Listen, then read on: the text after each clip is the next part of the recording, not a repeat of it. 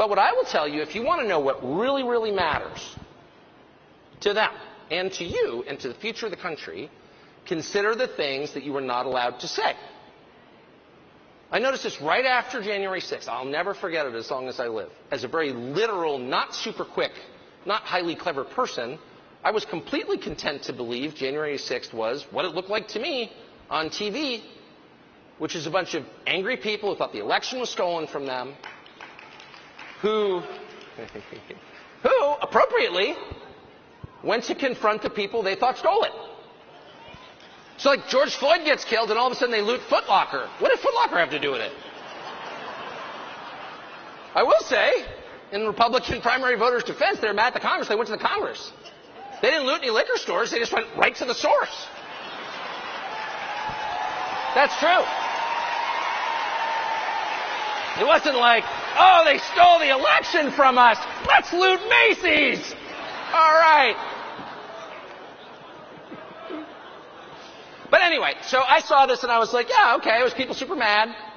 They thought the election, I mean, this was January 6th, so like, it was, it took a long time for me to figure out what happened, just being honest. I think I'm just too old, and so it's like hard to notice when things change, like certain assumptions you have, like, yeah, of course it's on the level. But they wouldn't actually like subvert an election. And as someone very smart said to me, really, people kill each other over insurance claims? This is running the world. Like, what wouldn't they do? Oh, right. Good point. Anyway, but I just kind of didn't think too much about it. Like, I'm definitely opposed to vandalism. Anyone who breaks windows is not my friend. I hate that. Have you ever glazed a window? You ever put in a window? It's really hard. I mean it. If you don't think it's hard, try it.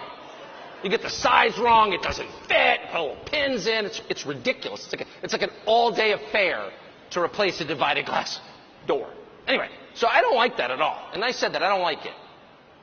And within like about an hour, I heard people say, well, that was a racist insurrection. And I was like, really? I didn't know race had anything to do with it. I didn't heard one person say a word about race, and an insurrection, call me literal, is when armed people try to overthrow the government. That didn't seem to happen either. So I just pretty innocently said, bad, probably not a racist insurrection. What? Shut up! Racist insurrectionist?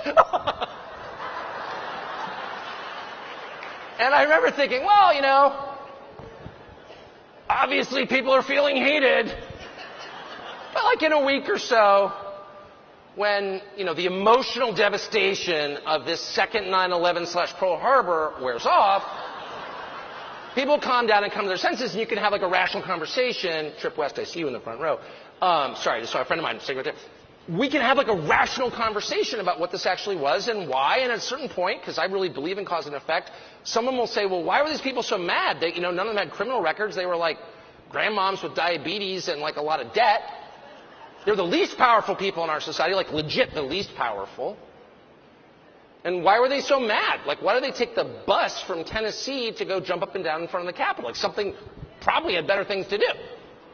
And then maybe if they think that the election wasn't fair, we will sit them down in a very calm, rational way and be like, I get it. We said that Biden won by 81 million votes.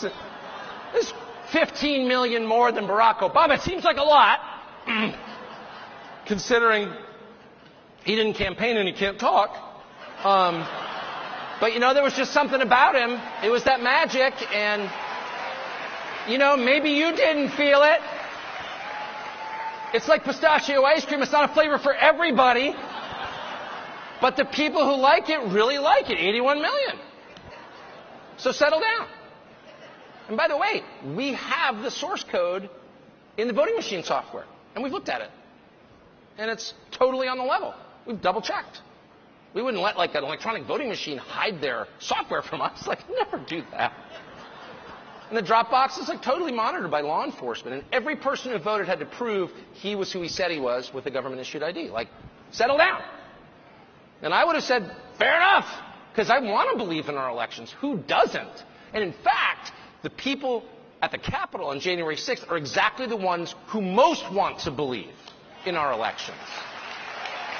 They're the ones who carried the pocket constitution.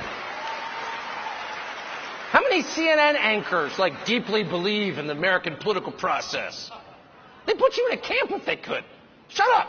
They have no interest in the process at all. But the people who really believed in it were naturally the most shocked and the most upset to believe it wasn't real. But anyway, I thought we would have that conversation at some point. You know, I never supported, and I will never support vandalism, period. But I did think, well, maybe the upside, this, Ashley Babbitt's killing, clearly in retrospect a murder, you know, it'll amount to something. We can have a national conversation about this. And I'm completely for national conversations. But every year they promise us a national conversation. Well, on race. We need a conversation on race. Okay, shut up! Okay. National conversation means no one's allowed to talk except the people who called for the national conversation. And they never stop talking. But anyway, we never had any conversation about that. In fact, anyone who tried was deplatformed, debanked, basically hounded out of public life in America, bankrupted, in a lot of cases put in jail. Yeah, fired. Oh. Or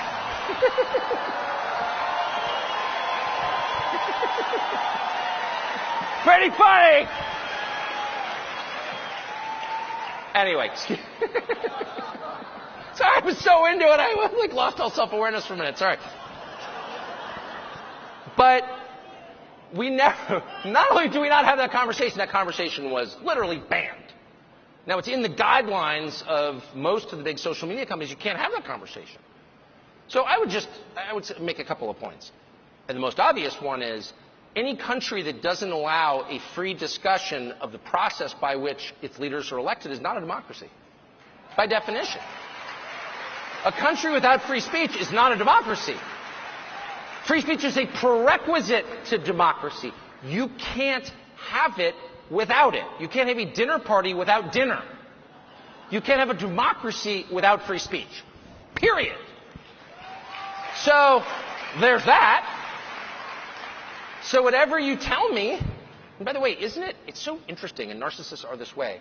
The projection involved. It's like whatever it is they're doing, and I mean at a precise level, is exactly what they accuse you of doing. You're attacking democracy. Really, I like democracy. Democracy would give people without money and without a TV show some voice in how they are governed. Therefore, I'm for it. And they want exactly the opposite.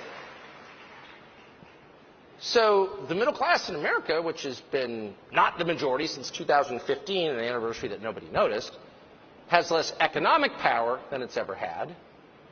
That's why Trump got elected, in my view. And now it has less political power than it's ever had. So if you are taking power away from large segments of your population, you are by definition attacking democracy. That's exactly what you're doing. There's no other name for it. So that's the first thing I noticed. In the name of defending democracy, we took away the things we need to have democracy, which is our core freedoms guaranteed in the Bill of Rights, just as in our war for democracy, we are supporting a government, paying for the entire government that has banned opposition parties, put opposition leaders in jail, shutting down free speech, now shutting down an election, and putting dissident priests in prison. It's such a democracy they don't have elections anymore. That's how pure a democracy it is. But the second thing, and what's I think more applicable to this conversation, I learned, is that their response was the tell. If you want to know what they care about, if you want to know what's important, listen to how they respond when you say something unapproved about it. So if you were to, I don't know, write a post on Facebook tonight and say, I think Papua New Guinea is the most powerful nation in the world, you would get not a single response other than someone's been smoking weed again. No one would care. It's like demonstrably untrue. That's why the flat earth people have been able to cruise beneath the radar for so long. Because and by the way, I'm not discounting that possibility for the record in case any are here. Because I am an open-minded man. Present me the evidence of its flatness and I will amplify it. But the point is, when something is clearly or very likely untrue, it poses no threat to anyone. What's scary and what will elicit a response are true things. No one is punished for lying. People are only punished for telling the truth. You could literally wake up tomorrow, move to the Bahamas, start a fake cryptocurrency, defraud 1 million investors around the world of billions of dollars. I'm just saying you could do it, and I'm not recommending it. Note to the FEC, not recommending it. But you could do that, and you could get caught. People might have like a balanced view of you. He's really smart, good guy, got a little over his skis, as we say. But like, I'm not going to hate on him. Right? We all make mistakes. Like, who here, raise your hand if you haven't defrauded 1 million investors with a fake cryptocurrency. Okay, there are some. There are some. You cast the first stone then. Those kinds of crimes, which is to say actual crimes, like burning down buildings, impoverishing people, starting totally counterproductive wars we can't win that kill a lot of our citizens, leaving the border open so 7 million people can walk across. Those are not small things. That's not all like forgetting to fold your napkin correctly at Thanksgiving. Those are like actually kind of world historic crimes. Never punished. What are the crimes that are punished? Thought crimes. Thinking the wrong thing. Having the wrong beliefs. Saying unapproved words. And those words are always true. They are always true. So when you hear somebody, and by the way, it's so hard to know what's true. I mean, often, to the extent I ever talk to people, which is fairly rarely, no, but like, going through an airport or something, I hate the news. It's all so dishonest. Where do you get your news? And I always try to be honest and say I don't get any news. I don't read any news. Are you joking? I haven't had TV in like decades. I wouldn't read the New York Times at gunpoint. I don't want that in my head. Do you know what I mean? It's like worse than porn. It's horrible. And it's just bad for you. You know, you don't put untrue things in your head on purpose. So how do you know what's true? Well, that's a great question. And in fact, it's like the only question really in life. And the honest answer is you can't really know because you're not God. And so I think it's super important to approach everything with the requisite humility, acknowledging that these things are very complicated and you can't really know. And at some point, probably the second you die, you will know. And that's definitely the upside of dying, in my opinion. But in this life, you can't, and you're never going to, and you're a lunatic if you think you can imagine the future or divine the precise truth about anything. Because you can't. And by the way, anyone who thinks he can is likely to become Mussolini. Like, that's a bad path. If you wake up in the morning and think, I'm the only person who possesses the truth, you are clinically insane. So, seek help. But within the bounds of our abilities as people, you can get pointed in the direction. Where's the North Star? You can get there. And how do you know? And it's really simple. Who are the thought criminals and what are they saying? What are they saying? They're saying crazy things like the water's turning the frogs gay. What a crazy person. Let's make him pay $1 billion. Water's actually turning the frogs gay. That's true. Turns out. Years later, they tell us. Turns out it's true. Yeah, it's actually true. I'm not endorsing any specific person's theories about anything. But I am telling you that the people who censor your words and thoughts this is one thing I'll say about them, they have a very precise and well-calibrated sense of what's important. They know. These are not frivolous people. They can smell like your dog can smell. Like your parents could smell in high school if you smoked a Marlboro. They know what's important. They don't waste any time in the unimportant stuff. And so I would honestly say a lot of the debates we have, and certainly a lot of the ones that I've engaged in, probably diversions from the things that really matter, honestly. And that may account for why every time I was out of the country last week and I came back and I was like, I've got a duty to be up on the news, read all these texts, and like everything I read is like a new height of insanity. I'm like, that is the Mount Everest of lunacy. It can't get any crazier than that at all. breastfeeding men or whatever. We're gonna give back Nebraska to an Indian tribe that no longer exists. We're not doing that, by the way. Omaha's safe. But I'm just saying, every one of these stories enraged me. And of course, that was probably the point. I really believe that the exponential growth of totally irrational claims by the other side, things that no sane person could, beginning with men can give birth, but there are a million of them, that these claims are actually designed to take people like me and send us off into a screaming fit so we don't notice that actually they're looting the country. I think that. I don't think there is a single member of Congress, except like maybe the dumbest, maybe Ocasio-Cortez or something, but the normal ones, or semi-normal ones, grading on a curve. I don't think there's a single Democratic member of Congress who cares at all about trans rights.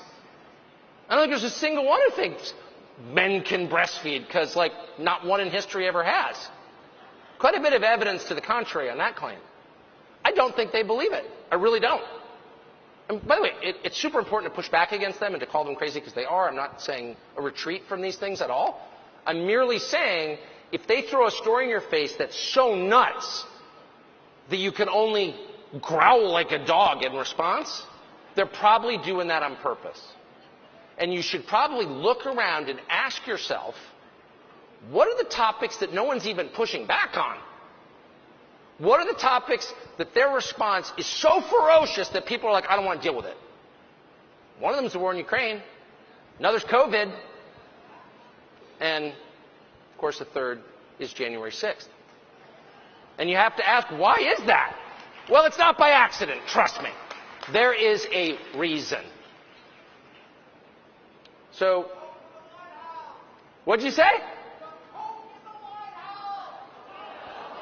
I don't know what, you know what, the thing about that story, it's just a mystery to me. No one was more shocked than I was. Are you serious? In the Biden White House, somebody left an 8-ball of cocaine in a public. I said to my wife, it's just not in character.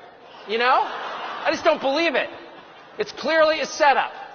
I went right back to Marion Barry and I was like, somebody set you up. I'm serious. It was, you know what I mean? It was like, it was, I'll stop with it. That was my favorite story of all time. Because it just explains all the behavior. It really does. I worked in the media business for my whole life, so I know what the behavior looks like. But it's like crazed and grandiose. I've got a plan. You're not going to believe it. It's unbelievable. It's going to totally work. What we're going to do is we're going to totally rearrange everything, okay? We've been doing things a certain way for a long time, okay? And it's worked. But I've got a better plan.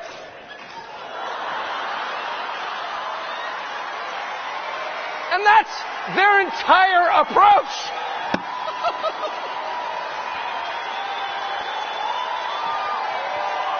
So if I can just give you one piece of advice, after 27 years in the television business, don't trust a man with numb gums. Thank you.